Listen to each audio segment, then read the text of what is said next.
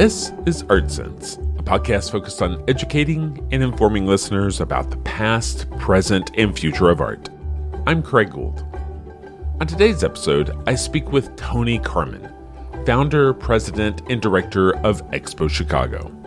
One of the top international art fairs, EXPO Chicago has become a key date on the art fair calendar by welcoming collectors, curators, and museum directors from around the globe to Chicago's Navy Pier during the second week of April. In 2023, Frieze acquired the art fair along with the Armory Show, with no plans for rebranding either. In the conversation, Tony talks about what makes EXPO Chicago unique, the strengths of the Chicago arts community, and the logistical challenges of executing an event of its size and scope. And now, a conversation about hosting the art world in the Windy City with EXPO Chicago's Tony Karman.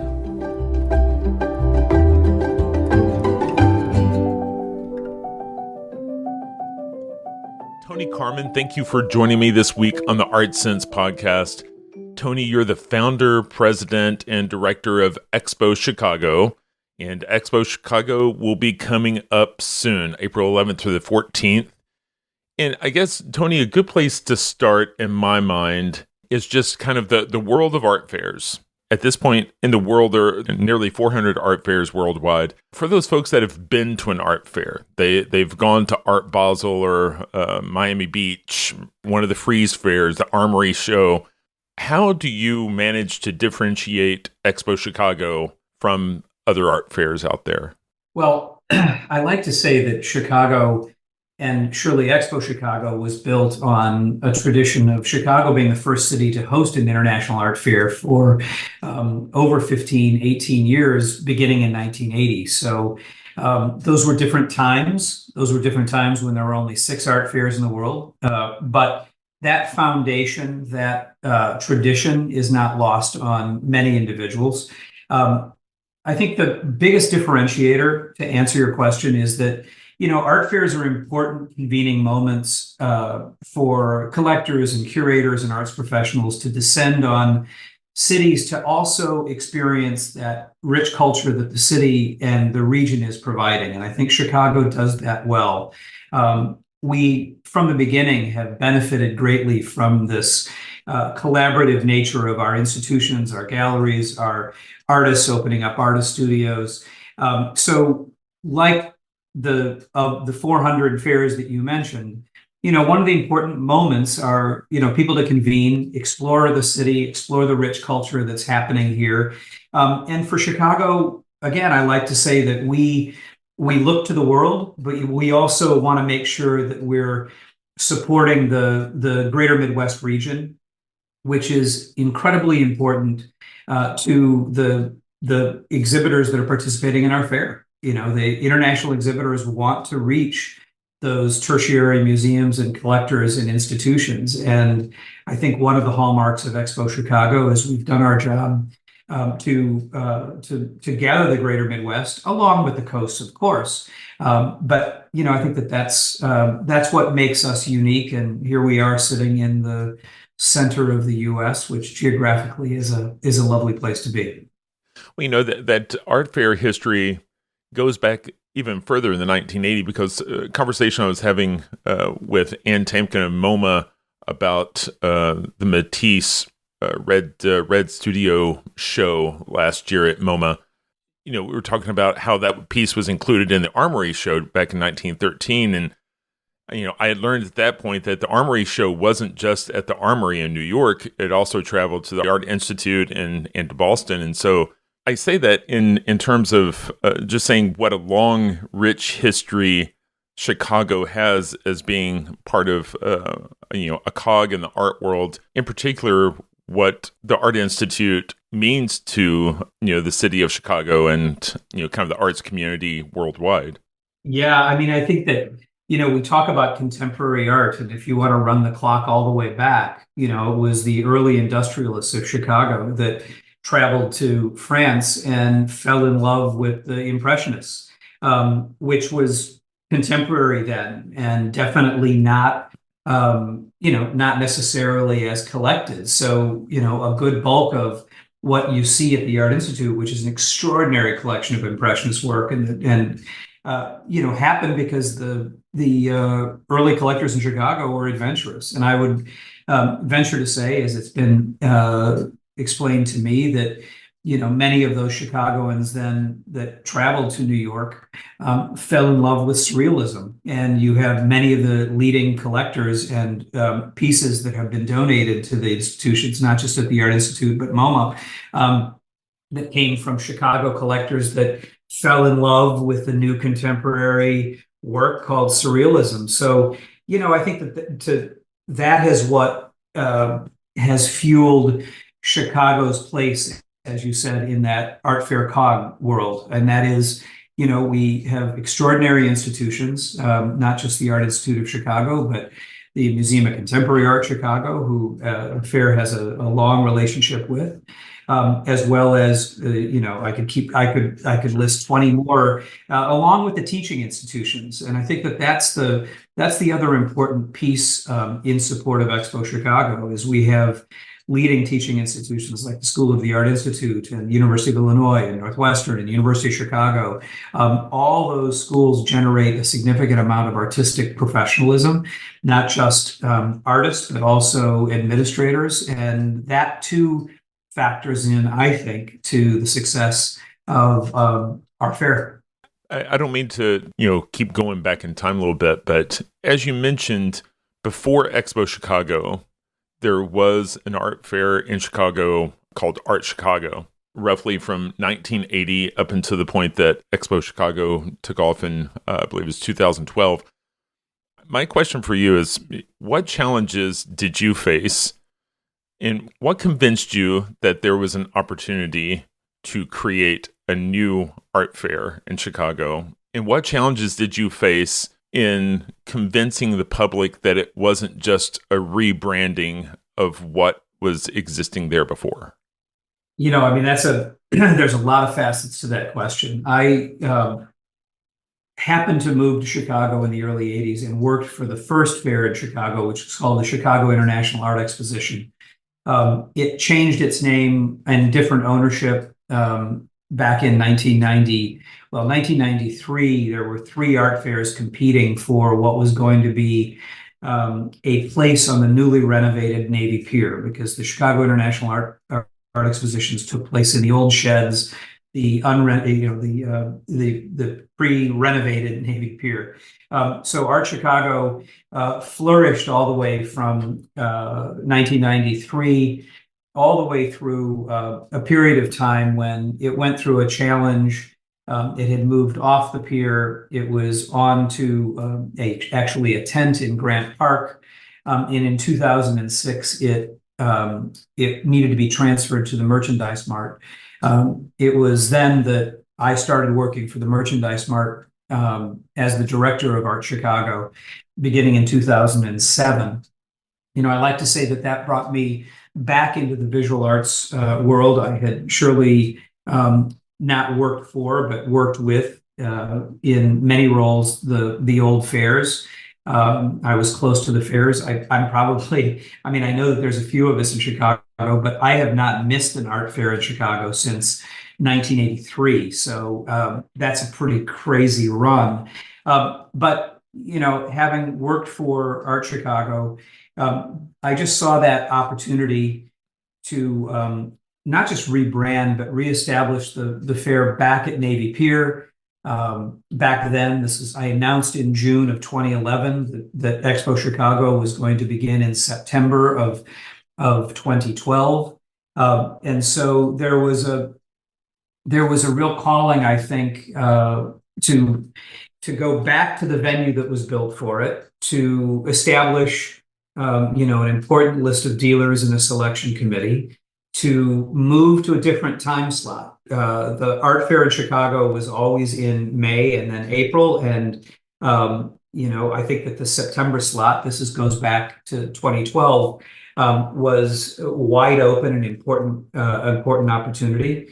I was lucky enough to work with a noted architect named Jeannie Gang to redesign the first Expo Chicago. And you put all of those together. I also was able to galvanize the collectors and the institutions around that moment. I think that there's a lot of civic pride. No, I don't think. I know that there's a lot of civic pride about what this fair means to the city.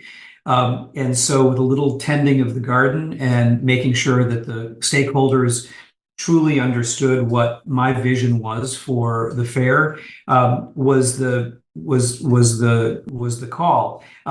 However, to answer another part of your question, there were serious doubts about the success or the opportunity to succeed with a new fair, because after all, Miami was going strong. The other art fairs in the world were obviously assertive, and there was a great deal of competition.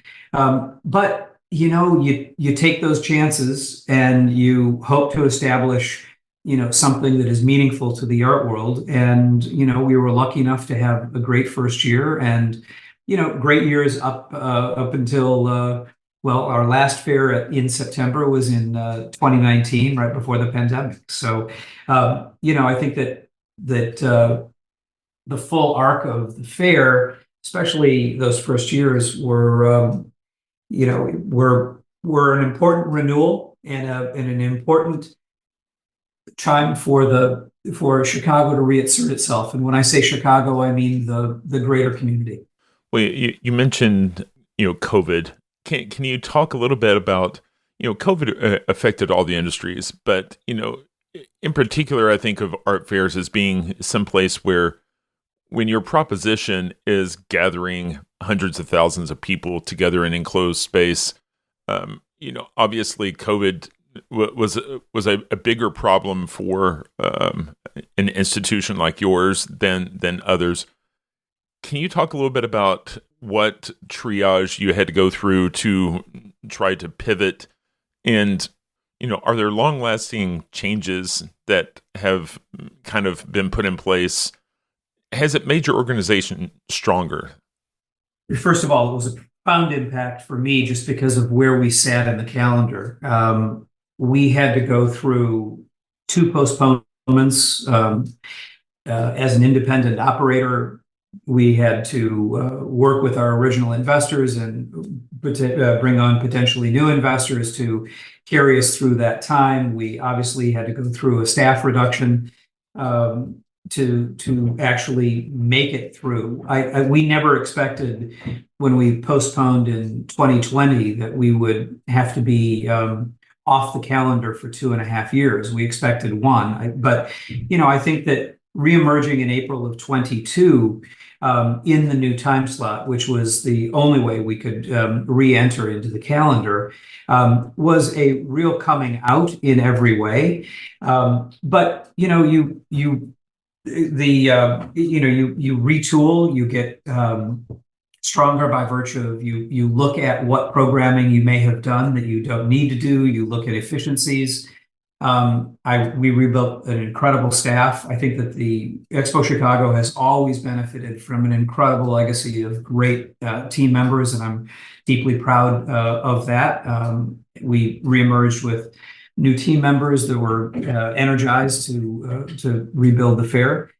And then we had the April of 22 and April of 23, and now we move into an incredible time to be acquired by the preeminent art fair division, Frieze, and this great team that has been assembled is just an extraordinary opportunity, not only for the future of the fair, but the current iteration, which will be the first Expo Chicago under the leadership and ownership of Frieze.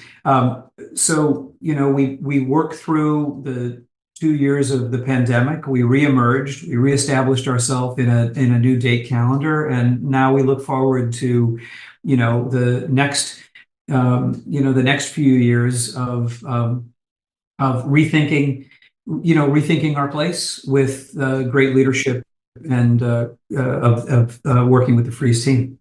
Yeah. Have you found that there are operational efficiencies that come along with being part of the Frieze team, or are you still operating with a entire sense of autonomy?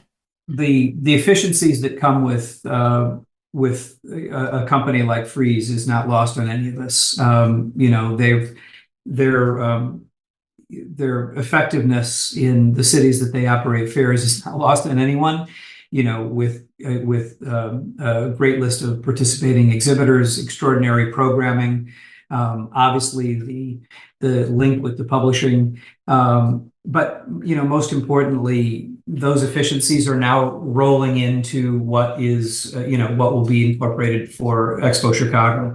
This is a little bit of a transition year. We don't expect all of the pieces to be in place for April of 24. But I can guarantee that, we are integrating efficiently, and, I look forward to the next few years with that machine completely in place. But, again, there's no question, as an independent operator, I think I'd like to say with a little bit of pride, we punched above our weight, but now being aware of, the extraordinary team members and the efficiencies that come with what is the Frieze operation is, impressive to say the least. And I can guarantee that, that they will be doing what everyone would want us to be doing in support of many, many years of an Expo Chicago.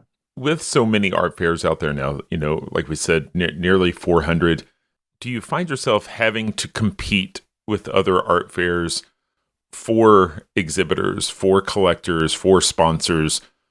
Because we can't expect all of those to make it to every fair. And how do you maintain those relationships? How do you identify who those constituents are? And how do you bring them into the fold and make sure they're coming back? We've had a long history of strong recidivism, lots of galleries returning, but, there's a lot of challenges for galleries with the number of fairs that they may want to do. So, we have a good list of dealers that have returned. We work with dealers that want to explore this marketplace, to use that word. And more importantly, I think that we offer a unique opportunity. I think all the fairs have to, find their voice and their place of service to the art world. And I think that we look to provide, programming that supports that participation. We inaugurated what was called the Curatorial Forum back in 2014. That has grown into an important asset for the fair, where we convene national and international curators. We bring them into Chicago for not only participating in support of our exhibitors, but a part of participating in a conference. That is done in collaboration with Independent Curators International, ICI. We have a curatorial exchange working with many of the consulates and the countries in the world to also contribute curators to that wonderful experience. We inaugurated the Directors Summit to bring in museum directors for 2 public panels and keynote sessions to also just reinforce Expo Chicago's commitment to the arts professionals that are shaping our art world. So back to your original question, I think that, we want to make sure that we are providing an extraordinary experience, not just for our exhibitors, but our patrons. And, there are galleries that will put us into a rotation every couple of years, which is a lovely thing, good for them, good for us. I think that we in working with the selection committee, want to make sure that the quality of participating galleries is always strong. We are clearly looking globally as well as regionally for participation. You'll see an extraordinary list of galleries participating in our exposure section. That's a section for exhibitors that are 10 years and younger. and it's always been incredibly international. So, I mean, I think that back to where we started a few minutes ago, art fairs provide that convening moment for curators, collectors, arts professionals to explore not just the city, but the participating galleries. And I think it's always healthy if there's a little bit of a little bit of a mix and a little bit of discovery as it relates to galleries participating. It seems very strategic to have such a focus on the curators and the directors.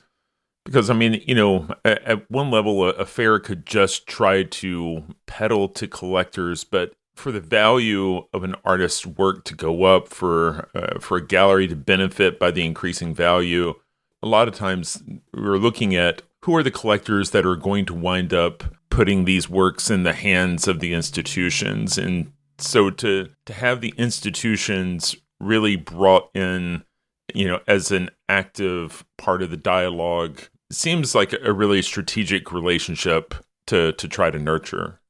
Yeah, I mean, it's very much a part of the value package that we hope to offer, the participating exhibitors. It's not lost on any of us. This is an expensive proposition. And obviously, we do our best in attracting collectors to ensure that commerce takes place. That wonderful mix of commerce and curatorial exposure, I think, is a great value for our participating exhibitors.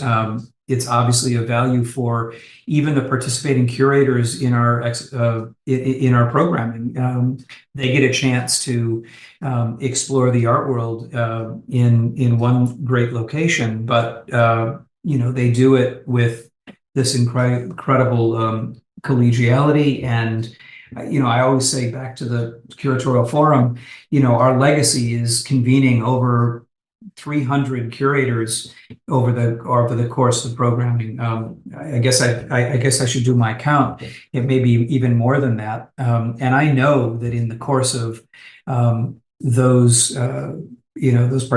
participating curators attending the fair, they have supported, they have found, they have created professional relationships, and it's a wonderful thing to be able to herald that legacy as well.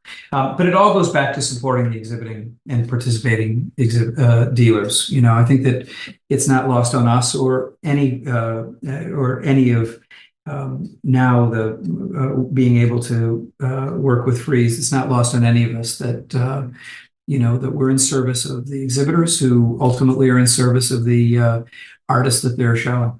Can you talk a little bit about how the programming is broken down on the exhibition floor? You have areas that are kind of set aside for gallery spaces, but then there are also, I feel like you have areas set aside for curatorial exhibition, maybe some commissioned work. Can you kind of describe how robust your programming is kind of broken down across the floor?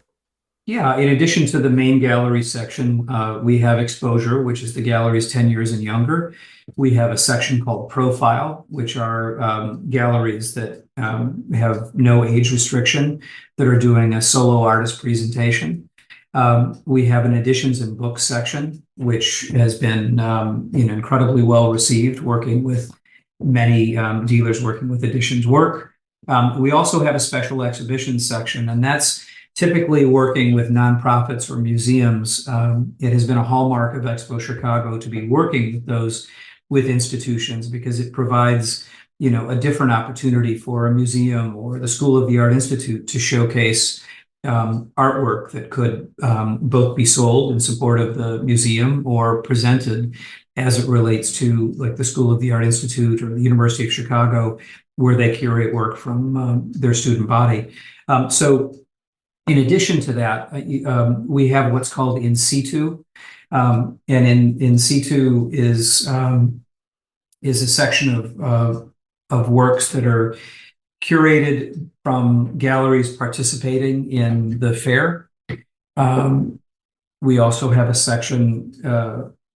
The exposure section is curated by a woman named Rosario Garaldes from the Walker Art Museum. And we also have a very rich program called Dialogues, which presents over 30 panels of arts professionals and artists that are open to the general public, as well as our Northern Trust Exchange stage up in our VIP area that also produces about 3 or 4 panels for more of the professional industry discussions. So, there's a wide array of offerings for arts patrons to experience. My impression is that the fair in Chicago has become bigger than just Expo Chicago, that like Miami Beach, it's kind of become an art week in Chicago. Is that something that you have, helped kind of spearhead, or is that just something that is organically just a byproduct of having a rich art fair? I wanted to thank you for asking that question, because there's a couple of more programs that I can speak to. And I was remiss, if I could go backwards a little bit. I did not mention that we are working with an incredible curator, Amara Antia, that is an independent curator now, based between Cincinnati and Washington, that is working with our artistic director, Kate Sears-Patowski, on the In Situ program on Inside. I hope that, I learned as a young man that collaboration is the most important aspect of anyone's success. And I think that from the beginning of Expo Chicago, we wanted to create a broad umbrella and reach our arms out to our institutions, our city, and create that week, Expo Art Week, to also encourage everyone that's in this culture or hospitality sector to engage with us and collaborate with us. So we inaugurated Expo Art Week back in 2012 to do just that. We also we work closely with the Department of Cultural Affairs and Special Events to present an incredible digital presentation called Override on the city's 36 billboards, electronic billboards on all of the highways. We curate 10 to 12 artists from galleries participating in the fair to be on that rotating exhibition. That's a perfect example of what we can do in Chicago as a part of Expo Art Week. We've always worked closely with the hospitality sector. We have a great relationship with the Peninsula Hotel, one of our host hotels, and we curate an exhibition with a noted artist or collector each year. Again, it's that full collaboration that takes place. You may know that the Merchandise Mart inaugurated what was called Art on the Mart. Right. We do a featured presentation, or they align a featured presentation of a new artist's work with us during the week of the fair.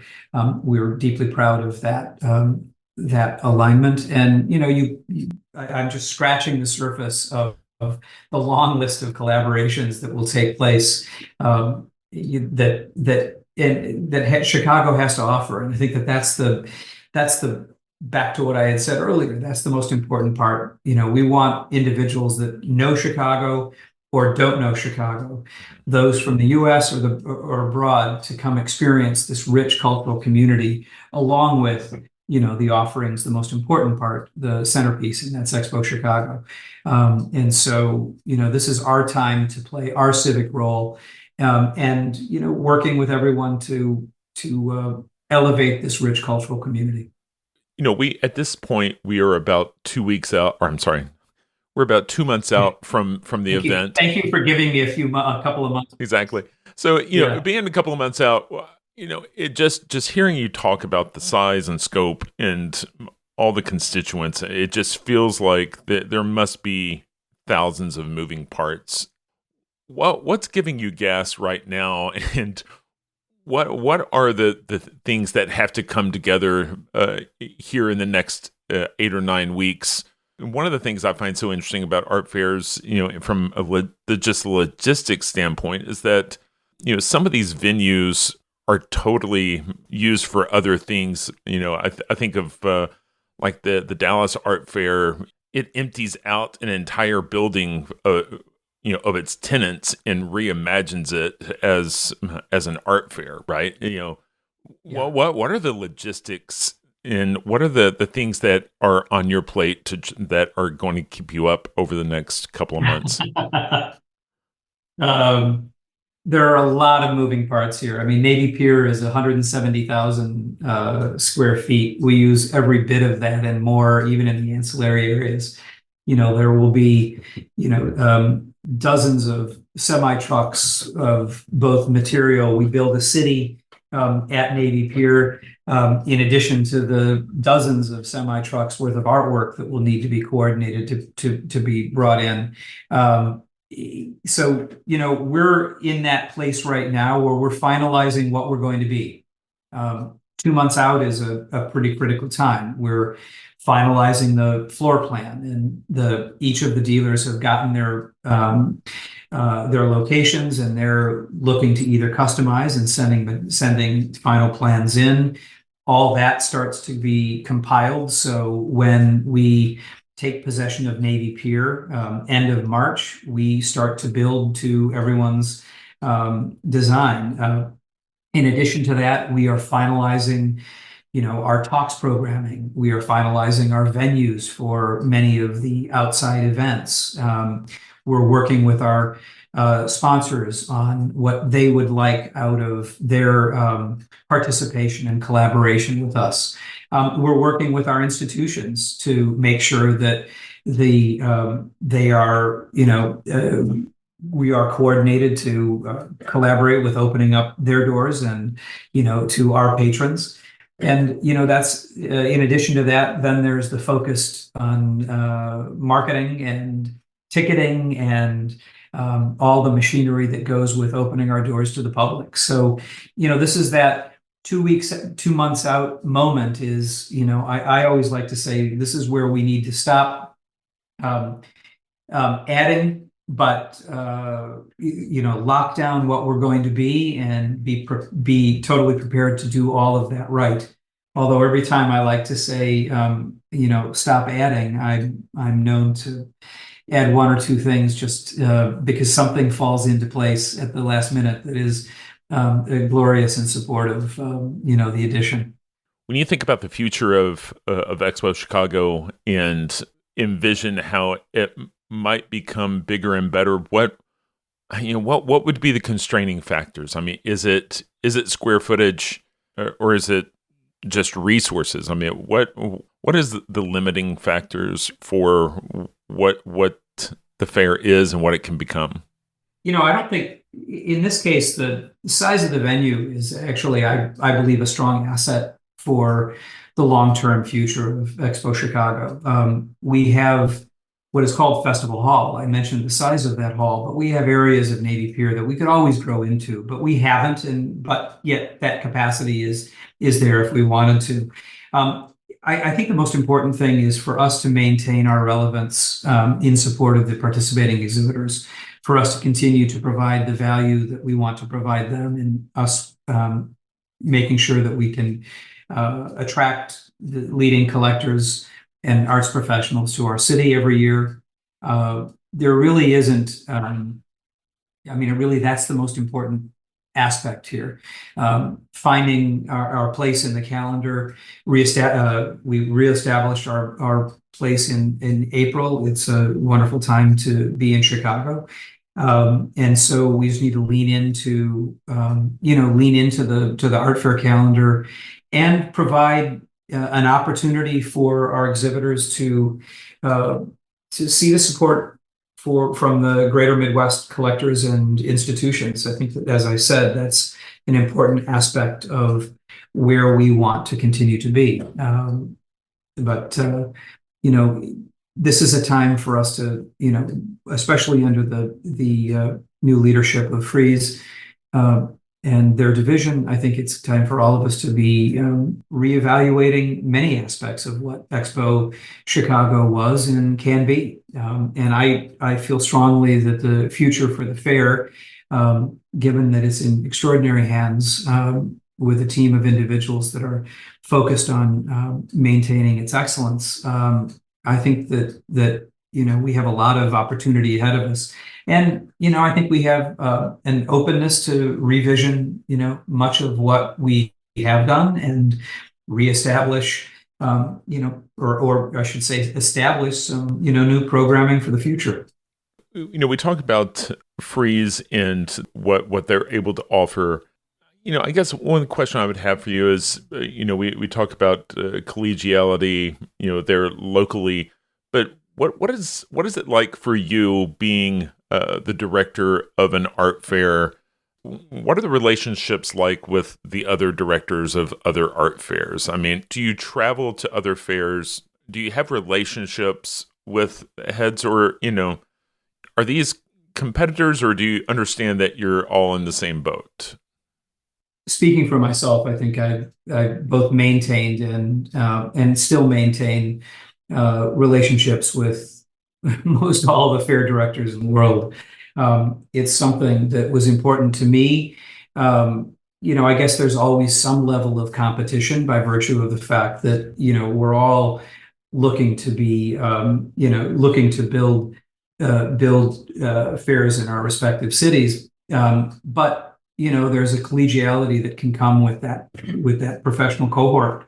And I'm grateful for working with and in touch with probably 20 or so, maybe more museum directors around the world consistently. If I visit their fair, I'm one of the first to be able to either give them a pre-congratulations or congratulations at the fair. And it's been important to me to maintain those relationships. I hope that they feel the same about me. I was just in Mexico City, as I mentioned before our call, and the director and owner of the fair is a good friend. It was nice to both run into her, but also have her, pull me into a broader conversation to get collectors from Mexico City up to Chicago. And I think that kind of collegiality is important.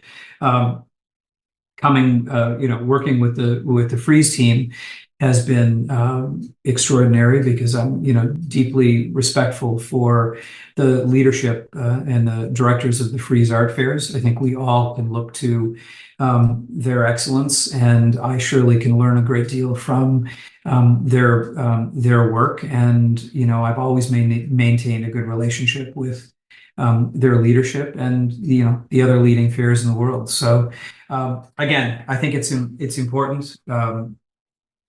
It's always been important to me, should I say.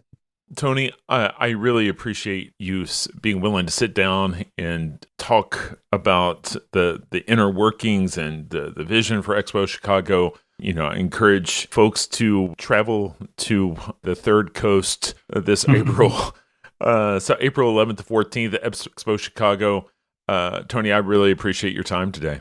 Thank you for bearing with me a bit, and for your time today and the opportunity to expound on everything Chicago, Expo Chicago, and everything that I hope that we offer your listeners this April and in the future. So I'll see you in Chicago in a couple of months. Absolutely. That's all the time we have for this week. You've been listening to Art Sense. You can find the show on Apple Podcasts, iTunes, Google Play, Stitcher Radio, Spotify, or your favorite podcast app. If you've enjoyed this podcast, be sure to subscribe. And while you're there, please rate the show and leave a quick review.